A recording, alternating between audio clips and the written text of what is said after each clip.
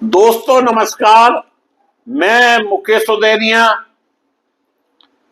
सीधे बोल में आप सभी का स्वागत करता हूं और बिना लाग लपेटे सीधी बात लेकर आपके सामने हाजिर।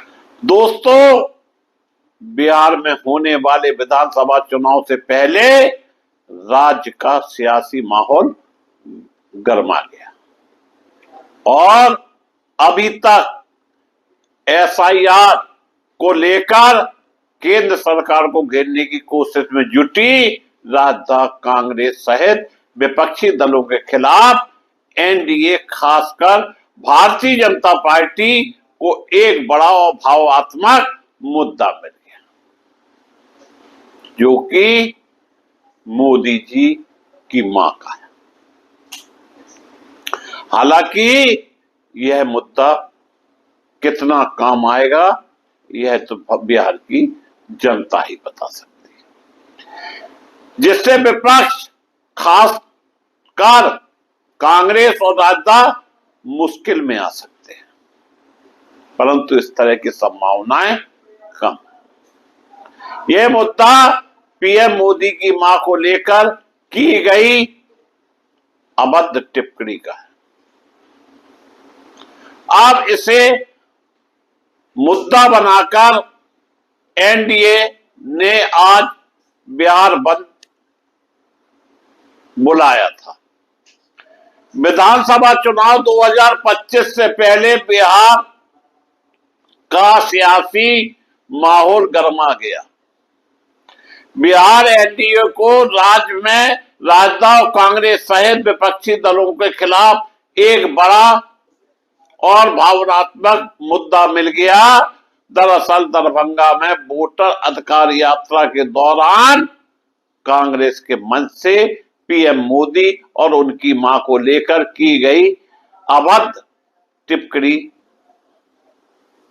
को लेकर यह मामला रचा गया है, जबकि राहुल गांधी की 2 सप्ताह से अधिक बिहार में यात्रा चली और सबसे खास बात यह रही कि न मंच पर राहुल गांधी थे और ना ही तेजस्वी यादव, किसने गाली दी।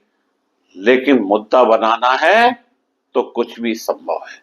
जब तक हमारे देश के प्रधानमंत्री विदेश रहे तो उन्हें यह मुद्दा याद नहीं आया, और जैसे ही देश में घुसे तो अपनी नाकामियों को छिपाते हुए उन्होंने भावात्मक कार्ड खेलने का पूरा प्रयास किया। एनडीए के दल, खास तौर पर बीजेपी, अब इसी मुद्दे को लेकर कांग्रेस राजद पर हमलावर है। आज एनडीए ने बिहार बंद किया। एनडीए की बिहार बंद शुरू हो गया। पटना में सड़कों पर एनडीए के कार्यकर्ता उतर आए। 7 बजे से 12 बजे तक चला बिहार बंद करने का सिलसिला। सांसद प्रदीप कुमार सिंह सड़क पर समर्थकों के साथ उतरे और धनी चौक पर समर्थकों के साथ जमकर प्रदर्शन किया। बस स्टैंड के समीप 4 लेन सड़क के अंदर पास को पूरी तरह बंद कराया। राहुल और तेजस्वी के खिलाफ नारे लगाए। भाजपा कार्यकर्ताओं ने बिहार बंद के दौरान राहुल गांधी, तेजस्वी यादव का पुतला फूंका। मीरगंज के जयप्रकाश चौक पर सड़क पर उतरे कार्यकर्ता प्रदर्शन करते रहे और गया जी में भारतीय जनता पार्टी के नेता डॉक्टर मनीष पंकज मिश्रा के नेतृत्व में सैकड़ों महिला पुरुष नेता हाथ में भारतीय जनता पार्टी के झंडा लिए हुए सड़क पर बैठकर जोरदार प्रदर्शन करने लगे। यह प्रदर्शन गया के समाहरणालय गोलंबर के पास बैठकर किया गया। प्रदर्शन कर रहे लोगों ने जमकर नारेबाजी की। एनडीए के कार्यकर्ता राहुल तेजस्वी सरेआम माफी मांगो के नारे लगाते दिखाई दिए। भाजपा के राष्ट्रीय प्रवक्ता अजय आलोक ने लालू यादव और महागठबंधन पर तीखा प्रहार किया। उन्होंने कहा कि जिसके पास चुनाव लड़ने का हक नहीं, वे चुनाव आयोग से ही भिड़ने लगे। राहुल गांधी और राजदा पर निशाना साधते हुए आलोक ने कहा कि जो खुद 1975 में वोट की चोरी करता था, आज वही चारा चोर का परिवार वोट की चोरी की बातें करता है। उल्टी गंगा बहाने वालों को नागदा की धरती और बिहार की जनता करारा जवाब देगी। वहीं दोस्तों, स्पेशल इंस्टीट्यूटिव रिवीजन एसआईआर को लेकर सुप्रीम कोर्ट ने बड़ा फैसला सुनाया। सुप्रीम कोर्ट ने कहा कि 1 सितंबर को दस्तावेज जमा करने की डेडलाइन खत्म होने के बाद भी दस्तावेज स्वीकार किए जाएंगे।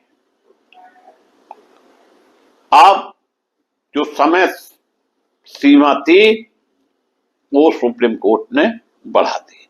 सुप्रीम कोर्ट ने अंतरिम आदेश जारी करते हुए कहा कि चुनाव आयोग के दावे, आपत्तियां और सुधार के लिए जमा किए जाने वाले दस्तावेज 1 सितंबर के बाद भी स्वीकार करने होंगे। सुप्रीम कोर्ट ने कहा कि बिहार एसआईआर प्रतिक्रिया पर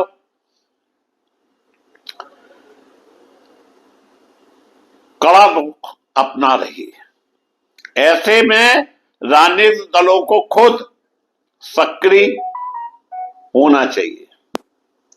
कोर्ट ने बिहार के विधिक सेवा प्राधिकरण को निर्देश दिया कि वह दावे, आपत्तियां दाखिल करने में मतदाताओं और राजनीतिक दलों की सहायता के लिए विधिक स्वयंसेवकों को तैनात करें। सुप्रीम कोर्ट ने अर्ध कानूनी स्वयंसेवकों से जिला न्यायाधीशों के समक्ष गोपनीय रिपोर्ट दाखिल करने को कहा, जिस पर 8 सितंबर को विचार किया जाएगा। आरजेडी और एआईएमआईएम की याचिका पर सुनवाई के दौरान चुनाव आयोग ने सुप्रीम कोर्ट ने कहा कि बिहार में ड्राफ्ट वोटर लिस्ट में कुल 2,74,00,000 मतदाताओं में 99.5% ने अब तक पात्रता दस्तावेज दाखिल किए। आयोग ने कहा कि आरजेडी का 36 दावे दायर करने का दावा गलत है। केवल 10 दावे दायर किए गए।